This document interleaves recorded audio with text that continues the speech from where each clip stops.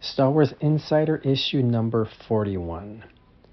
Great issue with Ewan McGregor as the new Obi-Wan Kenobi here, the young Obi-Wan. Great cover here. This was released December 1998. Counting down to episode 1, The Phantom Menace, 5 months till the release date. A lot of excitement around the release of this magazine.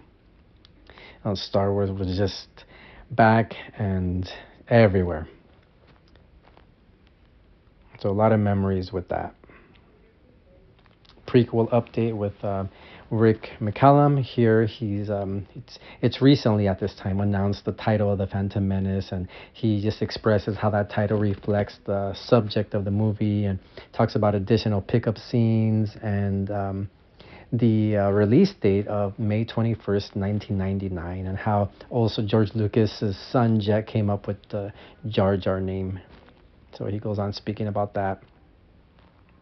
Science fiction book club collections, like I said, so many things that I missed out on.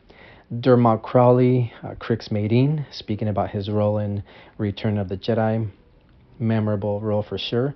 An interview with Gavin Bouquet, the production designer, and how it's one of the most challenging jobs. It speaks here in episode 1, the production, creating the backgrounds and foregrounds. And here's first look at episode 1 toys and George Lucas's naming the movie episode 1, The Phantom Menace.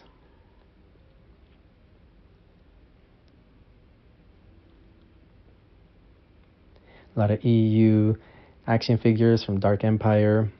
Terrence Stamp, a really great interview with him. I've known him as a kid as General Zod, legendary actor, and for us Star Wars fans as Chancellor Valorum, gave a great role, great actor, amazing.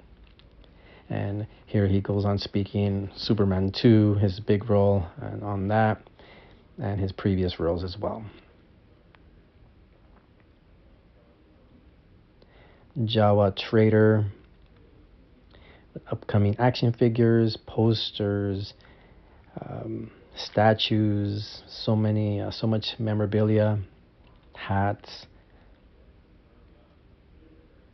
action figures, like I mentioned, lightsabers, posters, and as I've said before in previous videos, insider videos, how all these items were easily accessible back then. Remember a few pages back, I skimmed through magazine holder, the red one that had Star Wars Insider logo on its side. That was lost as well. Just try to look for them, track them down, but I can't find them anywhere. But I ordered them through here back in the day.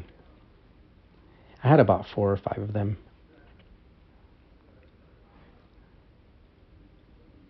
More figures, micro machines, exclusive posters that were really cool with Tatooine one there is amazing, and Mos Eisley Cantina as well, Yoda and Dagobah, the Emperor. Very, very cool artwork. Portrait of the Jedi as a young man, interview with Ewan McGregor. Like I said, exciting times at this during this time. Ewan expresses how he grew up watching Star Wars. It's kind of common knowledge how he states his uncle was in the movie. His uncle is actually a Wedge, Dennis Lawson, and how he feels to play Obi-Wan and how he grew up with that. And he goes on to describe the robe, the wardrobe challenges, and watching Alec Guinness's early work when he was younger to prep for this huge role.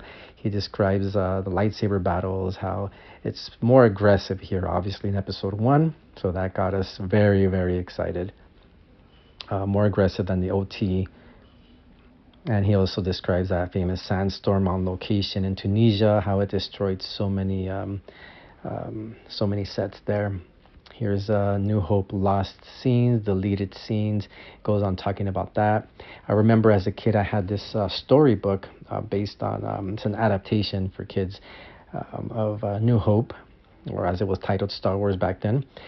And I always they would have the deleted scenes, these images, and I just remember not remembering those scenes when I watched the movie and asking my friends at school about those.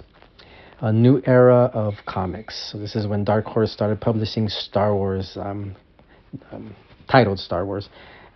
with Kiarimundi starring in the initial run. Great, great comic.